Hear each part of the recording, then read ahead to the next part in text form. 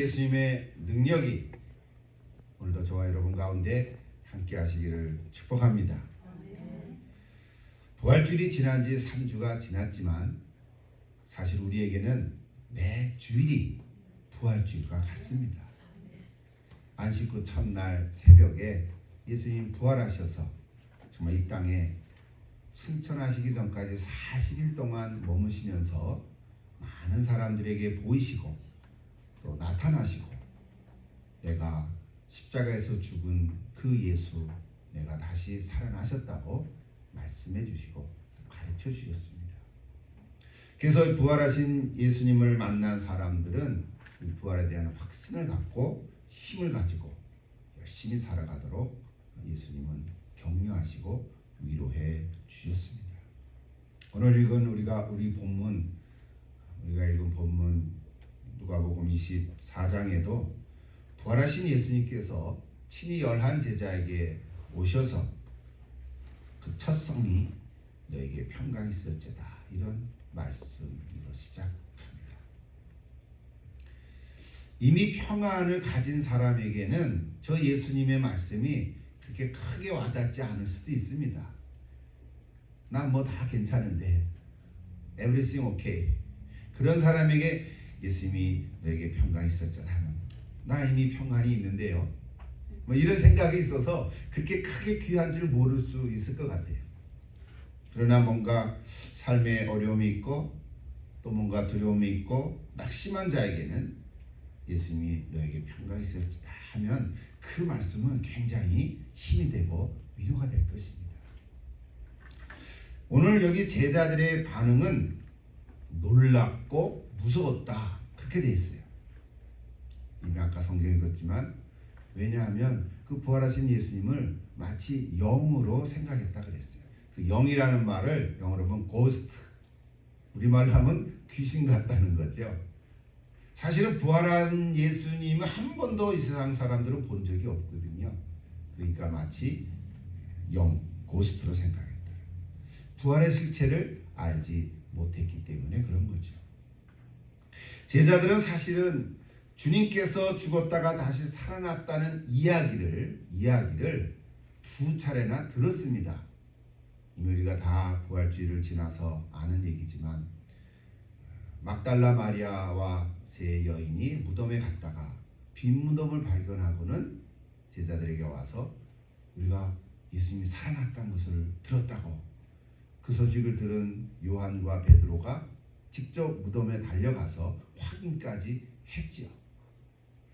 그리고 또 한 사람, 또 한 경우에는 엠마오로 가는 두 제자들이 직접 예수님의 부활하심을 만나보고 엠마오로 가지 않고 돌아서 다시 예루살렘에 와서 제자들에게 내가 엠마오로 가는 중에 예수님을 만났다고 또 증언했습니다.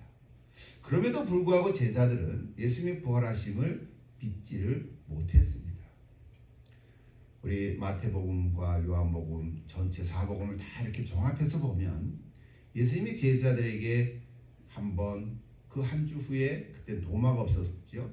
또 도마가 있었을 때 또 한 번 그리고 오늘 본문은 사실은 세 번째 예수님이 나타나신 것입니다.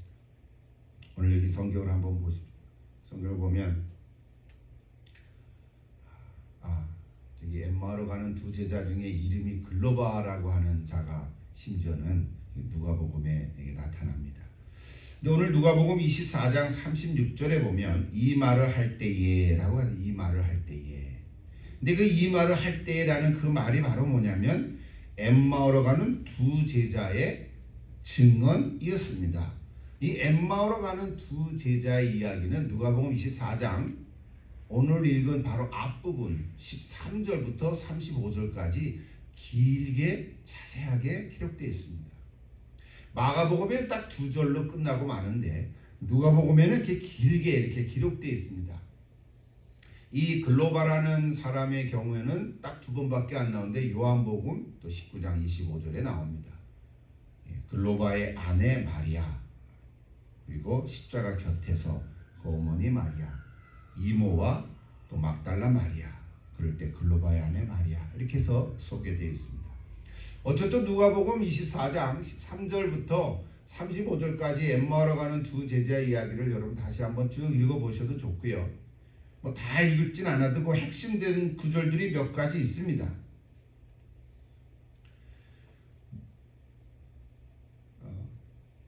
몇 개만 소개할게요. 24장 27절에 보면 두 제자에게 예수님께 이렇게 말씀을 가르치셨어요. 모세와 모든 선지자의 글로 시작하여 모든 성경에 쓴 바 자기에 관한 것을 자세히 설명하였다라고 기록하고 있죠.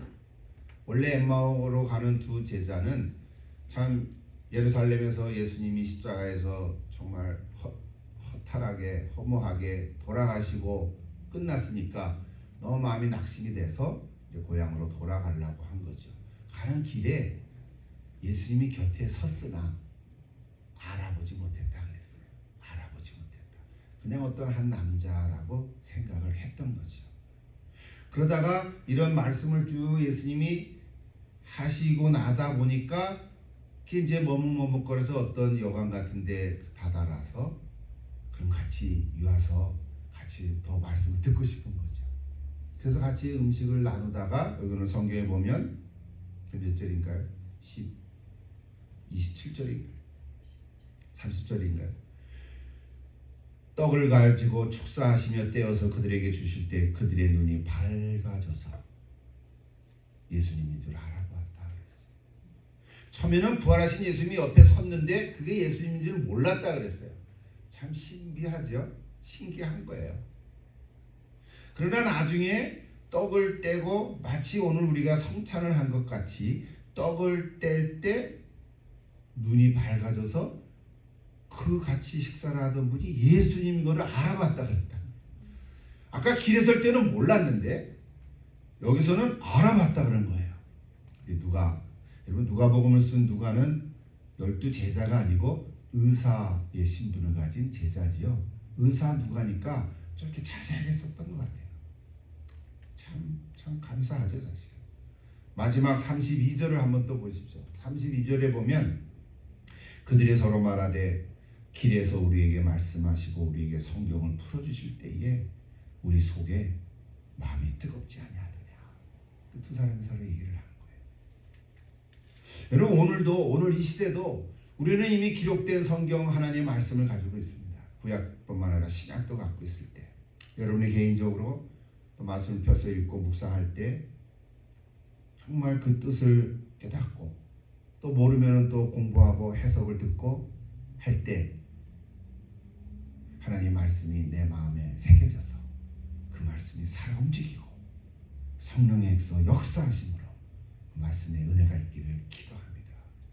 여러분 우리가 부활하신 예수를 만난다는 것은 내 안에 계신 성령님께서 그 말씀이 하나님의 말씀인 것을 깨닫게 하고 알아보게 한 것이라는 거예요. 알아보게 한다는 거, 깨닫게 해주신다는 거 여러분께 얼마나 감사하실지 모릅니다. 여러분 하나님의 말씀을 그러면서 읽으면서 꿀보다 단 정말 너무너무 사모하는 그런 여러분 될 수 있기를 바랍니다. 여러분 하나님의 말씀을 우리가 잘 알죠. 히브리서 4장 12절에 보면 살아있고 활력이 있어. 전에는 운동력이 있어 그랬어요. 좌우에 나선 어떤 검보다도 예리하여 혼과 영과 및 관절과 골수를 찔러 쪼개기까지 하며 또 마음의 생각과 뜻을 판단한다. 감찰해 준다 그랬어요. 여러분 하나님의 말씀을 사모하십시오. 하나님의 말씀이 내게 능력이 되는 줄로 믿습니다. 자 이렇게 엠마오로 가던 두 제자 글로바라는 이름까지도 알려졌는데 그분들이 예수님의 부활하심을 믿고 11제자에게 증언했지만 오히려 제자들은 믿지 못하고 두려워했던 것을 오늘 우리가 발견할 수 있습니다. 이때 예수님께서 오셔서 제자들에게 하신 말씀입니다. 오늘은 그래서 누가복음 24장에 나오는 저 본문을 가지고 오늘 우리에게 전해주신 메시지는 뭘까? 우리 한 세 가지만 생각해 보겠습니다. 첫째, 아까 얘기했지만 36절에 뭐가 되어 있죠? 같이 한번 보십시다. 너에게 평강이 있을지어다. 한번 같이 큰 소리를 하겠습니다. 너에게 평강이 있을지어다. 오늘도 살아계신 예수님께서 우리 성령님으로 통해서 우리에게 말씀 주실 줄 믿습니다. 지금은 예수님이 살아계셔서 여기 이렇게 나타나신 건 아니잖아요. 그러나 성령님을 통해서 보혜사 성령님을 통해서 너에게 평강이 있을지어다 이렇게 말씀하셨어요. 우리가 아는 대로 저 평강은 세상이 주는 평안하고는 다릅니다. 요한복음 14장 27절에 보면 평안을 너에게 끼치노니 곧 나의 평안을 너에게 주노라. 저거는 이미 이전에 예수님이 돌아가시기 전에 제자들에게 하신 말씀이죠. 내가 너에게 주는 평안은 세상이 주는 것과 같지 아니라 너는 마음에 근심하지도 말고 두려워하지도 말라 이 말씀을 주셨어요. 참 놀랍죠. 이 세상이 주는 것은 일시적이고 조건적입니다. 뭔가 환경이 좋아지면 평안하고 환경이 나빠지면 또 불안한 거죠. 이게 세상이 주는 거예요. 그러나 예수님이 주시는 것은 그런 게 아닌 거죠. 상황과 관계없이 어려움에 처임에도 불구하고 그러나 내 안에 주신 이 평안은 없어지지 않는다는 거예요. 그래서 그 내면의 평안인 거죠. 내면의 능력인 거죠. 우리를 두렵게 하고 낙심하게 하고 의기소침하게 만드는 모든 상황으로부터 자유하게 하시고 담대하게 하시고 어려움을 이겨나가게 하시는 내적인 능력입니다. 세상이 주는 평안하고는 전혀 다른 여러분 상황을 뛰어넘는 이런 하나님의 평강이 이미 내 안에 있지만 이것이 다시 가득 찰 수 있기를 기도합니다. 이것이 오늘 예수님께서 주시는 첫 번째 메시지입니다. 이미 저 주제는 너무 잘 알고 있죠. 여러 번 언급하기도 했지만 오늘 다시 한번 여러분 마음속에 평강이 임하고 회복될 수 있기를 기도합니다. 어떻게 저렇게 할 수 있을까? 어떻게 저렇게 할 수 있을까? 그냥 성경 한 절 소개하고 두 번째로 넘어갈게요. 빌립보서 4장 같이 한번 읽어보십시다. 아무것도 염려하지 말고 다만 모든 일에 기도와 간구로 너희 구할 것을 감사함으로 하나님께 아뢰라. 그리하면 모든 지각에 뛰어난 하나님의 평강이 그리스도 예수 안에서 너의 마음과 생각을 지키시리라. 아멘. 저는 예수님 말씀은 아니죠. 사도 바울의 권면이고 말씀이시죠. 오늘 이 시대에 살아가는 저와 여러분은 저렇게 하면 하나님의 평강이 내 안에 임할 줄로 믿습니다. 어떻게 하라고요? 염려하지 말고 기도하라. 여러분 기도하십시오. 기도하는 순간에는 염려하지 않게 되잖아요. 기도하는 순간에는 하나님의 평강이 임합니다. 근데 기도하고 나서 또 일어나고 나서 뭐예요? 그거 어떻게 되지? 또 염려가 시작이 될 망정. 그래서 기도할 때 하나님의 평강이 임할 것이. 오늘 이 말씀이 여러분에게 임하시기를 기도합니다. 두 번째는 누가복음 24장 39절의 말씀이에요. 내 손과 발을 보고 39절 아까 읽었죠? 내 손과 발을 보고 나인 줄 알라. 또 나를 만져보라. 영은 살과 뼈가 없으되 너희 보는 바와 같이 나는 있느니라. 자, 지금 39절이에요. 자, 저걸 가지고 우리 두 번째 주제는 뭡니까? 영은 살과 뼈가 없으되 나는 있느니라. 부활하신 예수님은 있다는 거예요. 저 짧은 한 구절이지만 굉장히 신학적으로도 중요한 이야기고 우리가 분명히 알아야 할 메시지입니다. 좀 다른 말로 얘기하면요, 우리는 예수님의 부활을 얘기할 때 그냥 아까 우리 제자들이 영처럼 봤다 그랬어요. 마치 고스트 같이, 다시 살아는 났지만 그냥 고스트 같이. 어떻게 저렇게 됐는가? 그래서 많은 학자들이 저기에 대해서 얘기했는데요, 하나를 얘기하면 우리가 부활을 믿는 것은 영혼 불멸을 믿는 것이 아니고, 잘 보세요. 영혼 불멸. 그게 뭐냐면 모든 사람은 다 죽어도 영원히 산다라고 다 생각하죠. 예수 안 믿는 사람도 죽어서 영원히 산다고 생각을 하거든요. 옛날 우리의 왕들도 죽은 다음에도 계속 사니까 어떻게 해서 심지어는 왕이 썼던 모든 물건들을 하다못해 그릇과 빗과 모든 옷들을 다 그 무덤 속에 다 넣어서 사세요. 평안하게 사세요. 이런 말을 하면서 왕릉을 크게 만들거든요. 둥그렇게. 보통 사람들은 다 죽으면 계속 산다고 말을 해요. 그러니까 영원히 사는 거예요. 영원히 산다고 말을 하는데 그거를 어떻게 말하냐면 영혼 불멸이라고 생각하는 거예요. 근데 성경은 영혼 불멸 사상이 아닌 거예요. 그래서 단어가 어렵긴 하지만 이해할 수 있죠. 영혼 불멸이 아니라 우리는 몸의 부활을 믿는 것입니다. 이렇게 썼어요. 부활신앙은 영혼 불멸이 아니라 몸의 부활을 믿는 것입니다. 우리 체험이 없어요. 우리 아직 경험이 없다고요. 잘 몰라요. 말을 하는데 경험이 없으니까 알 수가 없단 말이에요. 근데 성경은 저렇게 얘기합니다. 몸의 부활은 영의 몸을 입는 것인데 그 말은 영적 존재에 새롭게 변화된 몸을 입는 것입니다. 이것을 사도 바울은 고린도서 15장에서 전에도 얘기했죠. 저렇게 말합니다. 육의 몸으로 신고 신령한 몸으로 다시 살아나나니 육의 몸이 있은즉 또 영의 몸도 있느니라. 고린도서 15장 부활장 한번 읽어보시라 그랬죠. 44절에 저 구절이 있어요. 또 45절에는 기록된 바 첫사람 아담은 생령이 되었다 함과 같이 마지막 아담 즉 예수 그리스도는 살려주는 영이 되었다. 이렇게 얘기합니다. 아담은 흙으로 지어서 코에 생기를 넣어서 living soul, spiritual body가 됐지만 living soul이 됐지만 예수님은 우리를 살려주는 즉 life giving spirit이 됐다고 얘기를 하는 것입니다. 예수님은 부활하셔서 우리를 살려주십니다. 그리고 고린도전서 말씀 2절밖에 인용을 못했지만 사도 바울이 저거를 분명하게 선포했습니다. 오늘과 두 번째 누가복음 24장에서 받는 메시지는 바로 저거예요. 영은 살과 뼈가 없으나 나는 있느니라. 예수님에는 뼈와 살이 있는 줄로 믿습니다.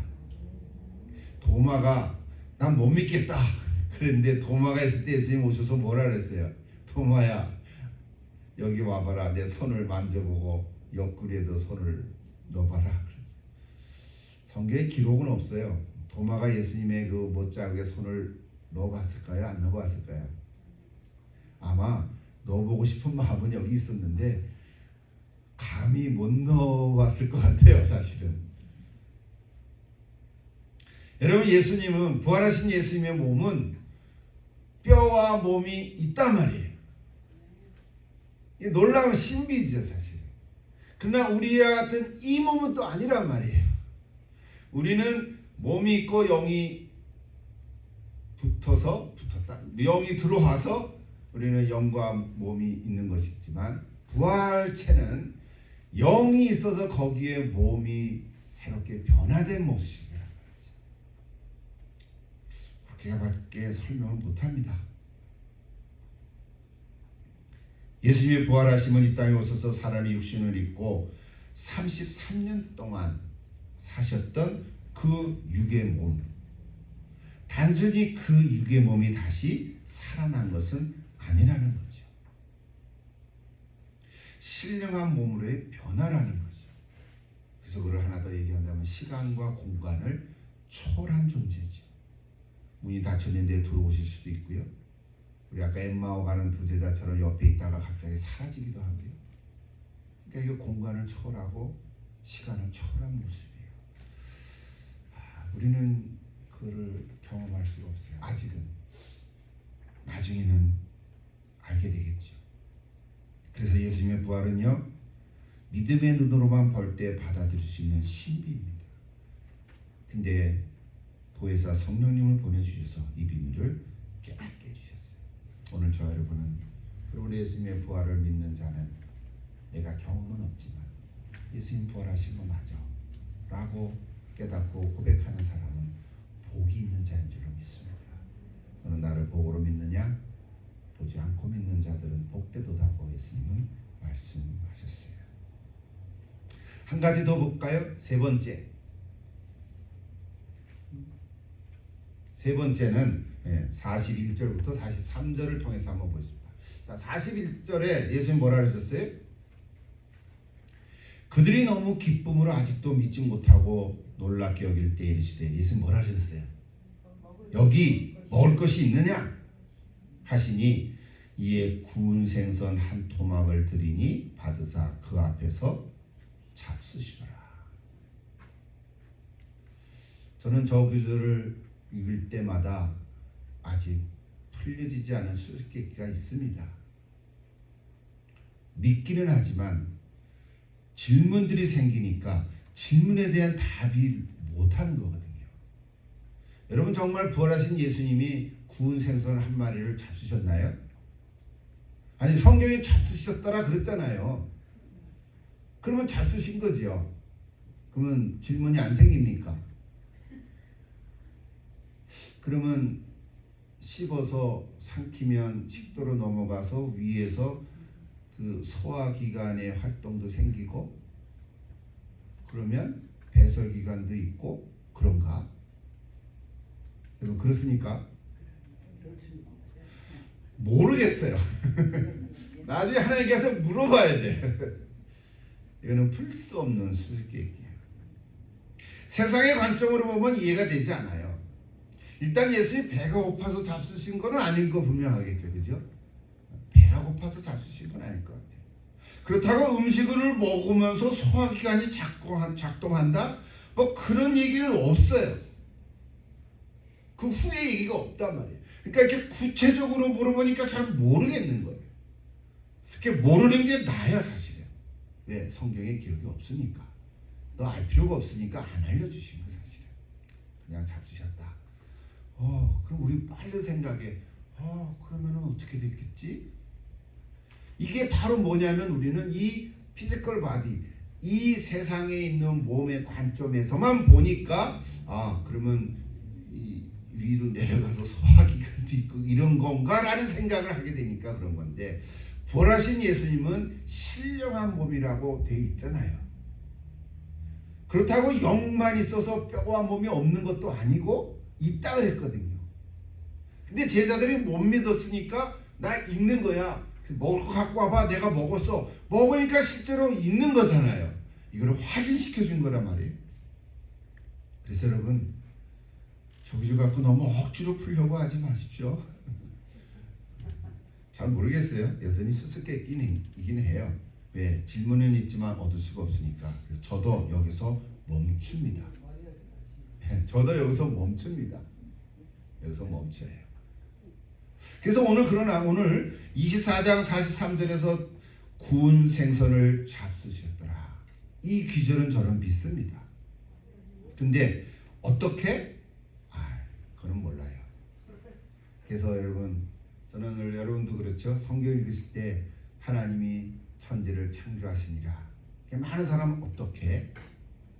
성경 말씀으로 창조하셨다 그랬거든요. 아니, 말씀으로 어떻게? 계속 물어요. 그래서 우리는 뭐라고 해요? 어떻게는 하나님의 전문 과목이야. 어떻게를 풀라 그러지 말고 오늘 우리에게는 왜라고 하는 것을 물어보라는 거죠. 하나님 왜 천지를 창조하셨을까? 이렇게 물어보라는 거죠. 예수님은 동정녀 말에서 태어났어요. 처녀의 몸에서 태어났어요. 아니, 어떻게라고 물어보면 답을 할 수가 없단 말이에요. 근데 왜 처녀의 몸에서 태어났을까? 라고 물으면 답을 할 수 있는 것과 똑같다는 거죠. 오늘도 마찬가지로, 아니, 어떻게 부활하신 예수님이 구운 생선을 잡수셨을까? 어떻게? 몰라요. 거기서 멈춰 서시고 대신에 왜 예수님은 구운 생선을 제자들 앞에서 잡수셨을까? 이거에 대한 답을 해보자는 거예요. 그럴 때 하나님의 메시지를 우리는 발견할 수가 있어요. 오늘은 그 얘기 여러분에게 드리면 좋겠어요. 자, 말씀하기 전에 누가복음은 저기서 끝났지만 요한복음 21장에 한번 가보세요. 요한복음 21장. 세 번째 주제는 저거예요. 구운 생선 한 토막을 잡수시더라. 저희 메시지인데 요한복음 21장에 가보면 뭐 다 얘기할 수는 없죠. 1절부터 쭉 저기 뭐 14절까지 한번 또 읽어보십시오. 읽어보시면 부활하신 예수님께서 제자들에게 나타나셨거든요. 그땐 도마가 빠졌단 말이에요. 그래서 그 한 주 후에 또 오셨어요. 그래서 오늘은 세 번째 요한복음 21장에서 나타나셨어요. 그러면서 21장 3절에 가보면 그렇게 부활하신 예수님 직접 만났던 베드로였는데도 불구하고 뭐라 그랬어요? 나는 물고기 잡으러 갈래. 난 다시 갈릴리 호수에 가서 그냥 고기 잡으러 해. 부활하신 예수님 만났는데도 뭔가 답이 없는 거예요. 해결이 없는 거예요. 우리 속된 말로 so what? 이런 거예요. 그래서 베드로는 물고기 잡으러 간다 그랬더니 다른 제자들도 따라 나섰습니다. 그날 밤에 아무것도 잡지 못했어요. 날이 셀 때 한 사람이 나타났어요. 그 사람이 부활하신 예수님인데 제자들이 부활하신 예수님인지 알지 못했다고요. 야, 그물을 오른쪽에 던져라. 그럼 잡으리라. 21장 6절에 나오니까. 그래도 실제로 그렇게 했더니 고기를 많이 잡아서 그물을 들 수 없을 정도였어요. 이때 21장 7절에 보니까 좀 센스 있는 이 요한이 제일 젊거든요. 센스 있는 요한이 주님이시다 이렇게 얘기한 거예요. 왜? 전에도 한번 그런 적 있었거든요. 누가복음 5장에 나오는 사건을 다 기억하시죠? 그죠?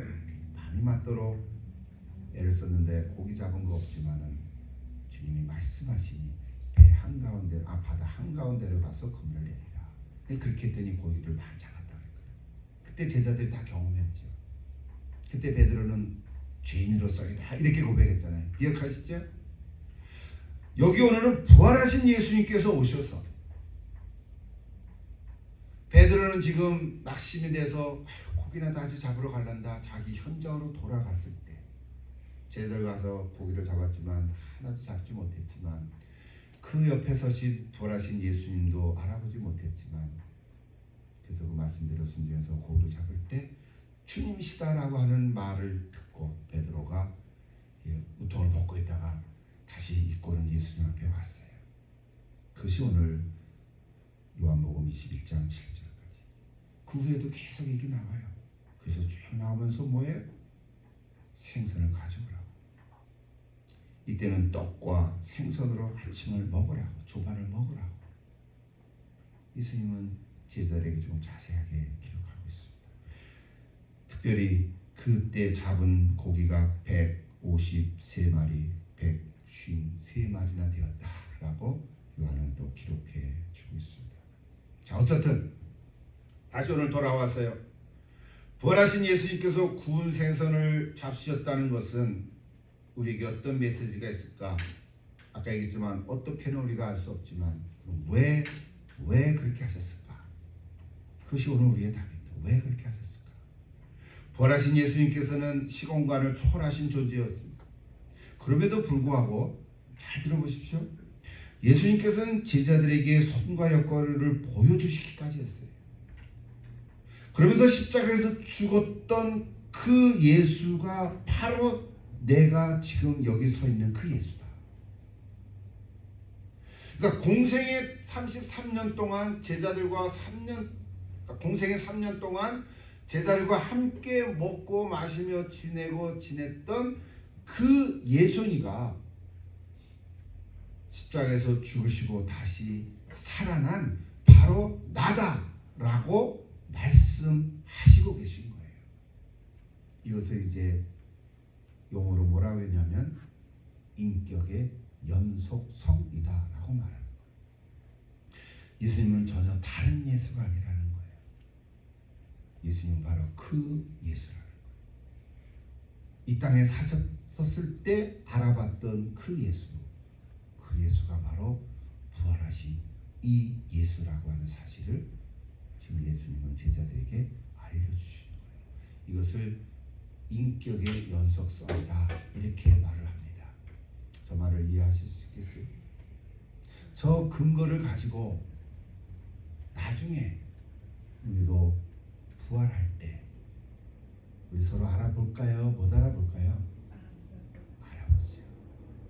우리 권사님이 나시게 부활하고 저도 부활할 때 권사님인 것을 알아보는 거예요. 그런데 부활의 그 모습 속에는 아까 말씀한 것처럼 신령한 몸이기 때문에 또 다른 복음서에서 보면 예수님은 거기에는 장가하고 시집가는 것이 아니더라 라는 말씀도 했어요. 왜? 사두개파 사람들이 질문했잖아요. 내 아내가 죽어서 또 다른 아내를 얻고 또 죽어서 또 얻고 그래서 7명이나 아내가 있는데 그러면 다 부활하면 그때 가면 어떤 아내가 진짜입니까? 그것도 굉장히 질문을 할 수 있는 질문을 사두개파 사람들이 하니까 예수님은 부활한 모습에는 그런 것이 아니라고 말씀했어요. 그래서 여러분 걱정하지 마십시오. 혹시 사별을 했거나 이혼하신 분이 계시면 재혼한 거에도 괜찮다고 성경은 얘기하고 있어요. 나중에 부활하면 전 아내하고 지금 아내하고 어떻게 되지? 걱정하지 말라는 얘기예요. 웃겨요? 인격의 연속성. 저 한 단어가 오늘 세 번째 우리에게 주시는 메시지예요. 현대 언어로 신학적인 용어로 말하는 거죠. 지금 제자들에게 예수님 가르쳐주시고 보여주시는 거예요. 우리가 3년 동안 같이 지냈던 나 예수, 그 예수님이, 그 주님이 바로 오늘 나다 라고 말씀하는 걸 가르쳐주시는 거예요. 하나 더 나가서 그렇다면 우리 앞으로 제자들의 삶이 어떻게 변화될 것인가를 상징적으로 말씀해 주신 메시지가 바로 그 다음 얘기예요. 그것은 내가 육신을 가지고 살아가고 있는 현재 나의 삶의 자리. 오늘 저와 여러분도 삶의 자리들이 다 있죠. 그 내가 육신을 가지고 살아가는 나의 삶의 자리가 이제부터는 이전의 삶의 자리가 아니라 부활하신 예수님을 믿는 그 믿음으로 말미암아 내 삶의 자리가 부활의 자리가 되어야 된다는 사실인 거예요. 내 삶의 자리가 부활의 자리에서부터 다시 시작하고 그 부활의 자리에서 이루어져야 한다는 것을 오늘 예수님의 말씀 속에서 우리가 깨닫는 메시지인 거예요. 조금 어려울 수 있죠. 잘 이해가 안 될 수 있는 문장들이에요. 제가 이거를 준비하면서 책들을 보니까 좀 쉽게 예를 하나 들면 여러분 이해할 수 있을지 모르겠어요. 여러분 노아 때 광주 노아 때 소돔과 고모라 성이 다 멸망했잖아요. 그런데 그때 많은 사람들은 먹고 마시고 장가들고 시집가는 삶으로 살아갔잖아요. 그것 자체가 먹고 마시고 장가하고 시집가는 게 죄입니까? 그 자체가 죄는 아니잖아요. 그 자체가 윤리적이고 도덕적인 타락과 부패된 게 아니잖아요. 근데 그들이 왜 죽었습니까? 하나님께서 노아를 통해서 이제 멸망하기로 하나님께서 말씀하셨기 때문에 너희들이 방주로 들어와라. 들어오면 살리라라고 메시지를 전했는데 그를 안 들었잖아요. 그들이 먹고 마시고 장가가고 시집가는 것 때문에 멸망한 게 아니잖아요. 작은 예인데 그걸 오늘 우리로 적용해 보십시오. 오늘 우리도 먹고 마시고 장가가고 시집가잖아요. 우리 다 장가가고 시집간 사람들이지만 우리 자녀들이 먹고 마시고 모든 이런저런 일들을 다 한단 말이에요. 그러면 우리가 이 세상에서 하는 이 일들 자체가 죄는 아니잖아요. 먹고 마시고 살아가는 자체가 죄는 아니란 말이에요. 근데 오늘 우리에게 변화되어야 할 모습은 뭐냐면 이제 우리가 부활하신 예수님을 믿는다는 그 마음은 예수님 부활하신 걸 믿고 나중에 나도 부활할 거를 믿고 이 부활 신앙만 가지고 살아가는 것이 아니라 이제 하나 더 현실적인 나의 삶의 자리가 이제는 내가 부활의 자리에서부터 살아가야 한다는 이야기예요. 이제는 나의 삶이 단순히 먹고 마시고 내가 뭐 직장을 하고 장사를 하고 돈을 벌고 이 모든 일들 자체가 잘못된 건 아니지만 그 일들의 현장이 예수님의 부활하신 모습과 관계가 없다면 부활하신 예수님과 관계가 없이 살아간다면 그 삶의 모습은 그냥 이 세상에 나의 삶의 자리이고 끝나버리고 만다. 마치 소돔과 고모라 성에서 살아갔던 사람들과 똑같다는 거예요.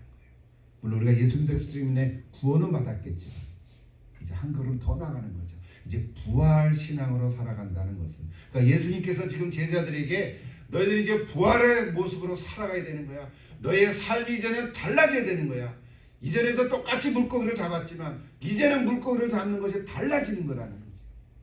단순히 먹고 살기 위해서 살아가는 것이 아니라 부활의 영광을 위해서 살아간다는 거지. 조금 제가 설명을 했는데 아주 요약해서 여러분 저 말을 이해가 되면 참 좋겠어요. 우리 쉬운 말로 성경적으로 말하면 주를 위해서 살아간다, 그렇게 말할 수 있는 거죠. 주를 위해서 살아간다. 이제 부활하신 예수를 믿는 우리도 여전히 먹고 마시고 이 세상의 삶을 계속 살아갑니다.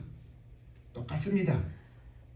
그러나 이제는 관점이 달라지는 것이죠. 내가 똑같이 먹고 마시는 것도 부활하신 주를 위해서 먹고 마시는 거고, 우리가 장가가고 시집가는 것도 부활하신 주를 위해서 장가가고 시집가는 거예요. 집을 사고 집을 팔고 이것도 이제는 부활하신 주님을 위해서 하는 것이고, 장사를 하거나 물건을 팔고 어떤 일을 하더라도 이것이 다 부활하신 주님을 위해서 하는 것이라는 거예요. 사도 바울의 편을 얘기하면 나를 중히 여기고 절기를 지키고 예배를 드리는 것도 부활하신 주님을 위해서 하는 것이라는 거예요. 그러므로 육신을 가지고 이 땅에 오신 사람 예수님, 그 예수님의 관점에서 머물러 있지 않고 이제는 부활하신 예수님의 관점에서 나의 삶을 들여다보기 시작해야 한다는 거예요. 그것을 성경 앉아 읽고 정리하십니다. 로마서 14장 7절에서 9절 같이 한번 읽어보면 여러분 잘 아는 기절 중에 하나예요. 같이 한번 볼까요? 우리 중에 누구든지 자기를 위해서 사는 자가 없고 자기를 위해서 죽는 자도 없도다.